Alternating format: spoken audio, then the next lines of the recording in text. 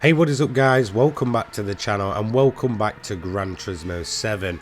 In today's video I'm going to take a look at 10 cars I would absolutely love to see return in Gran Turismo 7. So we're going to be taking a look at classic Gran Turismo cars this time around. I picked a list of 10 cars that I honestly absolutely loved throughout the years of my time in these GT games. If there is any others you want to see for another list, then please be sure to let me know your top 10 down below. So with all that said and done with, let's get straight into it. So to kick off this list, I have gone with the Mazda RX8 LM. Now this concept car was first introduced in, well, Gran Turismo Concept. It was then also available in 4, PSP, 5 and 6 and hasn't been seen since. Now I know the RX-7 LM is probably the more popular of the two, however this quirky little back marker was absolutely a pretty iconic car in those early Gran Turismo games. For me, every time I saw this car I knew that it would be a fairly easy race against this. It was always hanging around at the back and it gave it this type of charm that I really appreciated, and I obviously absolutely love that throwback livery that is plastered all over this car, which is a bit of a shout to the classic Le Mans Mazdas. Second on the list is another quirky little back marker, the Lister Storm. This was an incredible race car in real life. Again, maybe not the most successful of all time, and again maybe made that bit more iconic from the likes of Gran Turismo, but I absolutely love the styling on this car. Again, a little bit like the RX-8 LM, it was always hanging around at the back. You really wouldn't have too much trouble from this car. However, I absolutely love that pretty iconic bright yellow and green paint job, as well as the British flags plastered all over it. I just honestly really like this car. Again, appearing from all the way back in Gran Turismo 2 through to Gran Turismo 6, not to be seen since. This for me would absolutely bolster that GT or Group 2 category that we currently have in Gran Turismo 7, and for me this is just one of those Gran Turismo icons that really has to return. So up next, from race cars to K cars, the Suzuki Alto works. I absolutely love this little car. Again, for me it's fairly iconic in the Gran Turismo series, an absolute long time runner, again getting its start in the likes of Gran Turismo 2 and running all the way to Gran Turismo 6. Once again, yet to return, but I absolutely love this little car. Again, I just remember absolutely piling upgrades into one of these things, with the tuning shops and such, and just making it just absolutely ridiculous. I had a great time with this car, and again, I would absolutely love to see it return. So let's head over to Group C Legends. Obviously this one was going to appear. This is a Toyota Minolta 88 CV, perhaps the most requested car in the entirety of Gran Turismo 7 present. Honestly, I see this one recommended or asked for all the time, and I fully agree. Now again, it started its life in the likes of Gran Turismo 4 and did run through till Gran Turismo 6, but for me it was Gran Turismo 5 where this car was insanely powerful, could absolutely wipe the floor with almost anything in game, and for me that just cements itself as a Gran Turismo legend. When it comes to the Toyota Minolta, I honestly absolutely love that livery style. The whole white, the blue, the white wheels, that huge rear wing. In all honesty, it just adds up to one of the best looking Group C cars to ever exist, and surely this one has to be brought back. It's absolutely iconic. Please, Polyphony, just answer the call. Let's go. Next up is a car I don't feel like gets enough attention. This is the Dodge Viper GTSR concept from 2000, starting life in Gran Turismo 3 and once again running all the way to Gran Turismo 6 in terms of mainline entries. However, it is yet to return in any of the sort of modern iterations, whether that's Sport or Gran Turismo 7, and I honestly feel this might just be the best looking Dodge Viper model ever made. That rear wing is absolutely incredible, that front grille is massively aggressive, the wheels really suit the car. Overall, this to me is a massive Gran Turismo icon, and once again has to surely make a return at some point. It's a long forgotten concept before the likes of the actual SRT 10 and all that kind of stuff did come out, I believe a couple of years after this concept was made.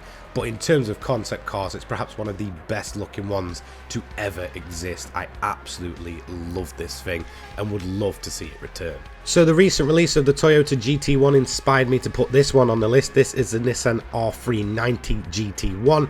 pretty much goes hand in hand with that Toyota GT1. Again, I believe there was a demo in Gran Turismo 2, at least on the PAL version, where both of those cars were absolutely side by side at Laguna Seca, and I think ever since then it's kind of just cemented them as Gran Turismo icons. You can't really have one without the other, so surely the R390 must make its appearance at least sometime in the future. Whilst I do certainly feel that the Toyota GT1 is perhaps that little bit more iconic and much more aggressive in terms of its overall style and design, I still absolutely love the R390, and to be totally fair, like I mentioned, if you have one, then really surely you have to have the other.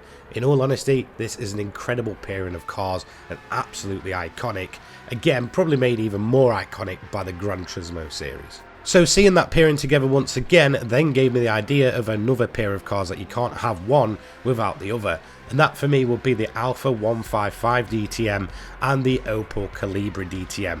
Again, both of these cars go hand in hand, probably made that bit more iconic by the likes of the GT2 demo, where both of these cars went head to head against Rome if you left the main menu screen on.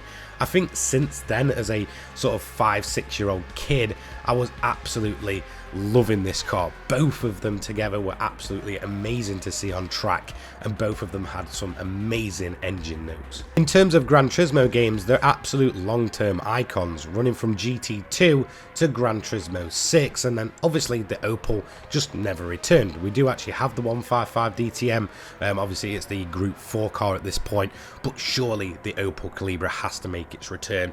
Again, in terms of the licensing and all that kind of stuff, will it probably happen anytime soon? Perhaps not, but surely this car just needs to return to a racing game and absolutely show itself back off in all that detail and glory in Gran Turismo 7.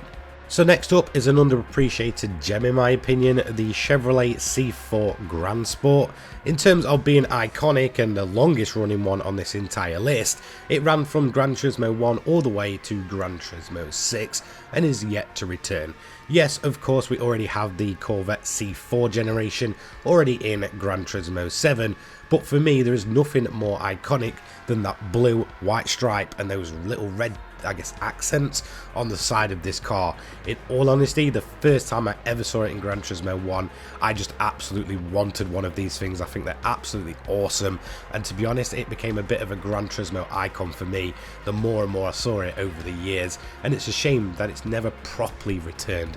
Like I mentioned, yes, we already have the C4 in game, but again, I just really want that Grand Sport, and I feel like it's a massively underappreciated gem in terms of Gran Turismo games. So moving on next, I'm going to move on to two very specific game legend cars in my opinion. The first one, obviously, as you can see, is the Vector M12. This one featured in Gran Turismo 2 and then never returned ever since. I absolutely loved this car in terms of, you know, Gran Turismo 2 and saving up all my credits, buying this thing. Again, maybe not the best car in game, but in terms of the looks and the style, I just felt it was like the Lamborghini that wasn't in game. Do you know what I mean? So in terms of Gran Turismo 2, we never had Lamborghini in game, and I just really wanted that kind of, you know, style of vehicle, and I feel like the Vector M12 really filled that gap. Absolutely iconic, and that's going to lead me into another Gran Turismo 2 legend. Now this one is the final entry on the list. It's the Suzuki Cultus Pikes Peak, obviously overshadowed by the Escudo Pikes Peak, which we did actually get returned in Gran Turismo 7 after many years away, and unfortunately this one has never returned since Gran Turismo 2. However, I absolutely wish it would. It was a seriously cool car, again based on a, you know, fairly standard economy car turned into an absolute weapon. This thing was absolutely nuts, and it's a shame that it's never ever returned since. Surely it should make a bit of a comeback, and let's be honest, if the Skyline Super Silhouette can make a return after only appearing in GT2 and then coming back in GT7, then surely this can kind of happen. Whilst there was plenty of cars I could have put on this list, if there's anything that you think I've missed, give me your own top 10 down in the comments below. Anyway, thanks so much for watching, and apologies that I'm under the weather at the minute if I sound a bit weird or just a little bit off. I really do apologise for that. Anyway, thanks so much, have a great day guys, take care, peace.